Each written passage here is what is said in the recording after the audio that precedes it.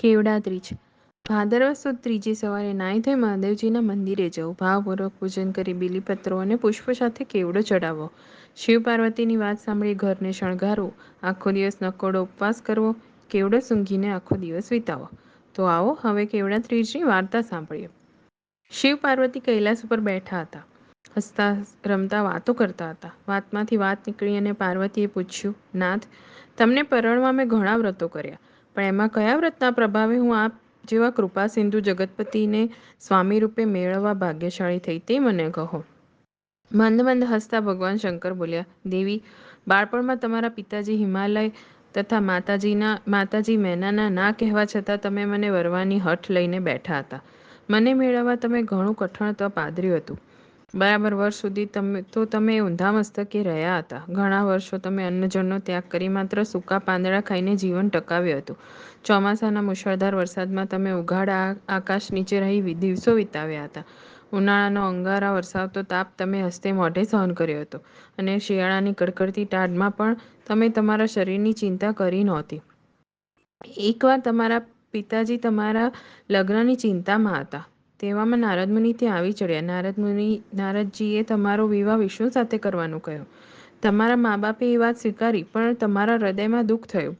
તમે સીધા તમારી બહેનપણી પાસે જઈ હૈયાફાટ રુદન કરીને કહેવા લાગ્યા, હે સખી, હું ભગવાન શંકરને શુદ્ધ મનથી વરી ચૂકી છું, પરંતુ મારા મા બાપ કોઈ રીતે માનતા નથી અને વિષ્ણુ સાથે પરણવાનું કહે છે. જો આમ થશે તો હું મારા દેહનો ત્યાગ કરી દઈશ. સખીએ કહ્યું, બહેન, એવું આપણાથી ન થાય. આપણે અહીંથી ગુપચુપ નાસી જઈએ. આ પ્રમાણે નિશ્ચય કરી તમે બંને જણા ઘરેથી ચાલી નીકળ્યા. ચાલતા ચાલતા બંને જણા એક ભયંકર વનમાં આવ્યા. ત્યાં એક સુંદર ઝરણું જોયું. બંનેને તરસ લાગી હતી, એટલે તેમાંથી પાણી પીધું અને પાસે એક ગુફા હતી તેમાં ગયા. ત્યાં તમે રેતીનો શિવલિંગ બનાવી ભોજન તજી દઈ મારું પૂજન કર્યું. જાત જાતના વન ફૂલો, બીલીપત્રો અને કેવડો મને ચડાવ્યો. તે દિવસે ભાદરવાની અજવાળી ત્રીજ હતી અને હસ્ત નક્ષત્ર હતું. તમારા વ્રતથી હું પ્રસન્ન થયો અને મેં વરદાન માંગવા કહ્યું. તમે બોલ્યા, દેવાધિદેવ, જો તમે પ્રસન્ન થયા હોવ તો તમે મારા પતિ થાવ. મેં તમારી વાત સ્વીકારી. ત્યારે જ તમે બીજે દિવસે નદીમાં નાહી તમારી સખી સાથે પારણું કર્યું. થાક અને જાગરણથી તમારી આંખોમાં ઊંઘ ઘેરાણી હતી, એટલે તમે અને તમારી સખી બંને એક ઝાડ નીચે સૂઈ ગયા. થોડી વારમાં તો ઘસઘસાટ ઊંઘવા લાગ્યા.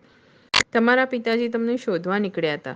શોધતા શોધતા તેઓ આ વનમાં આવી પહોંચ્યા, અને તમને બંનેને અહીં ઊંઘતા જોઈ તેમના હૃદયમાં અત્યંત આનંદ થયો. તેમણે ધીમેથી તમને જગાડ્યા. હિમાચલે પૂછ્યું, બેટી, આવા ભયંકર વનમાં તમારે શા માટે આવવું પડ્યું?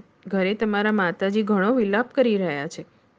તમે કહ્યું, પિતાજી, હું ભગવાન શંકરને વરી ચૂકી છું. જો મારું લગ્ન તેમની સાથે નહીં કરો તો હું અહીં જ મારો પ્રાણ ત્યજી દઈશ. તમારા વ્રતના પ્રભાવે તમારા પિતાજીએ તમારી વાત સ્વીકારી, તમને ઘરે લઈ ગયા અને તમારું લગ્ન મારી સાથે કર્યું.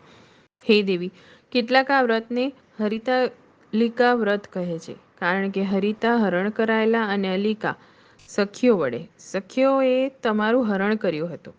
હવે કેટલાક કેવડા ત્રીજ પણ કહે છે, કારણ કે તમે એ પુષ્પોની સાથે ભૂલથી મને કેવડો ચડાવ્યો હતો.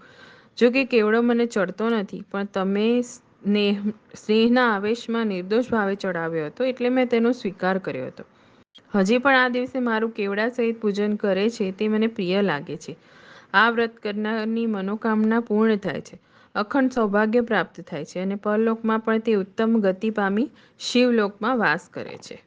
હર હર મહાદેવ.